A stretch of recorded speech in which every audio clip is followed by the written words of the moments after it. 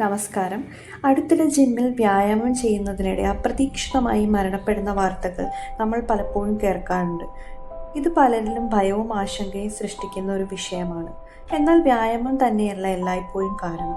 ചിലരിൽ മുൻകൂട്ടി കണ്ടെത്താത്ത ഹൃദയരോഗങ്ങൾ, ഹൃദയമിടിപ്പിലെ അസാധാരണതകൾ, ഉയർന്ന രക്തസമ്മർദ്ദം അല്ലെങ്കിൽ മറ്റ് ആരോഗ്യ പ്രശ്നങ്ങൾ ഉണ്ടാകാം. ഇത്തരം അവസ്ഥകൾ ചിലപ്പോൾ കഠിനമായ വ്യായാമത്തിനിടെ പ്രകടമാകാം.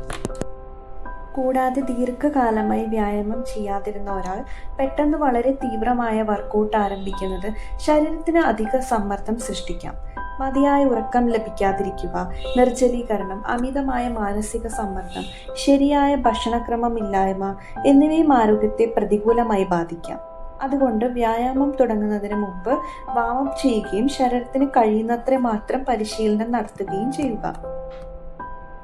പ്രത്യേകിച്ച് 35 വയസ്സിന് മുകളിലുള്ളവർ, പ്രമേഹം, രക്തസമ്മർദ്ദം അല്ലെങ്കിൽ ഹൃദയരോഗങ്ങളുടെ കുടുംബചരിത്രമുള്ളവർ ആരോഗ്യ പരിശോധന നടത്തിയ ശേഷം ജിം പരിശീലനം ആരംഭിക്കുന്നത് നല്ലതാണ്.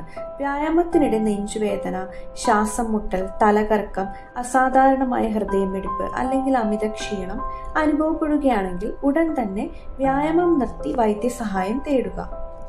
ഓർമ്മിക്കൂ, വ്യായാമം ആരോഗ്യത്തിന് അത്യാവശ്യമാണ്. എന്നാൽ സുരക്ഷിതവും ശരിയായ മാർഗനിർദ്ദേശത്തോടെയും ചെയ്യുന്നതാണ് ഏറ്റവും പ്രധാനപ്പെട്ടത്. ഇത്തരം ആരോഗ്യ അവബോധ വീഡിയോകൾക്കായി ലൈക്ക് ചെയ്യൂ, ഷെയർ ചെയ്യൂ, സബ്സ്ക്രൈബ് ചെയ്യൂ. നന്ദി.